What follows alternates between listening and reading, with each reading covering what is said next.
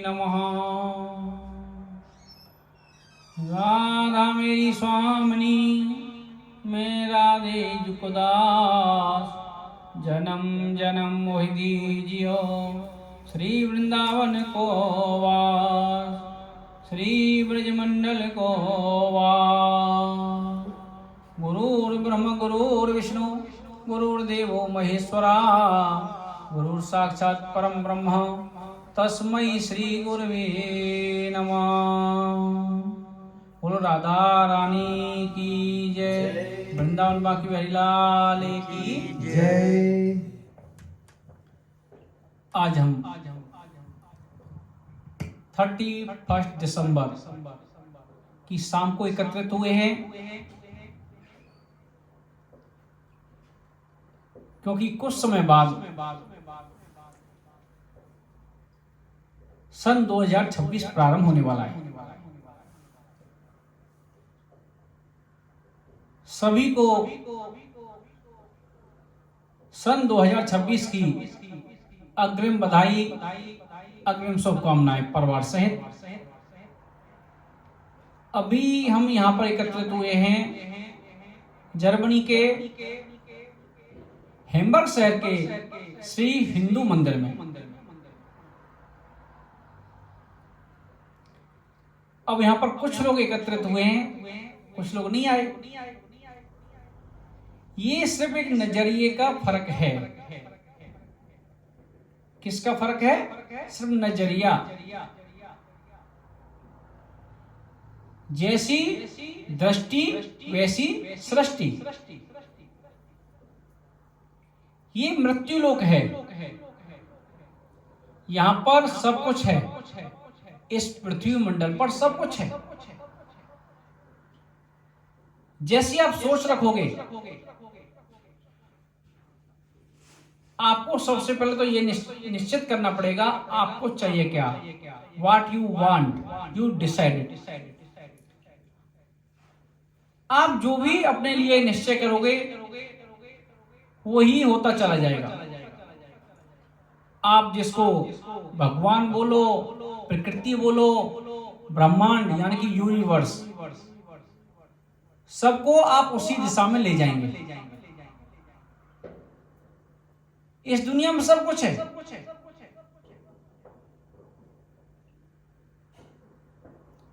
लेकिन उसकी लत लगनी चाहिए और लगन लगनी चाहिए। आज 31 दिसंबर है, तो कुछ लोग पार्टियां मना रहे हैं। हम लोग मंदिर में एकत्रित हुए हैं, सभी के लिए कल्याण के लिए प्रार्थना कर रहे हैं। तो कहने का मतलब क्या है? आपका नजरिया क्या है? आप चाहते क्या हो? जैसे सन 2018 से पहले मेरे मोबाइल के अंदर होटल इंडस्ट्री के फोन नंबर हुआ करते थे, शेफ लोगों के और जनरल मैनेजर वगैरह। लेकिन उसके बाद सन 2020 से मेरे मोबाइल में साधु संतों के, भक्तों के, रसिक जनों के नंबर आ गए हैं। क्योंकि ठाकुर जी की कृपा से नजरिया बदल गया। इसमें मेरा बड़प्पन नहीं है, ठाकुर जी की कृपा से, गुरुदेव के आशीर्वाद से नजरिया बदल गया। अब यहां तो यूरोप है, जर्मनी है। जब हिंदुस्तान के अंदर, भारतवर्ष के अंदर पार्टियां चलती हैं 31st नाइट के लिए, क्योंकि हम भी होटल इंडस्ट्री से बिलोंग करते हैं, बड़ा धूमधाम से वहां पर पार्टियां मनती हैं। अब वो चीजें हमें अच्छी नहीं लगती, इसलिए हम मंदिर में आ गए। चाहे 10 लोग आए, चाहे 20 लोग आए मंदिर में, अगर ऐसे ही बदलते रहे अपने आप को कुछ लोग, तो देखते ही देखते लोगों में परिवर्तन जरूर आएगा।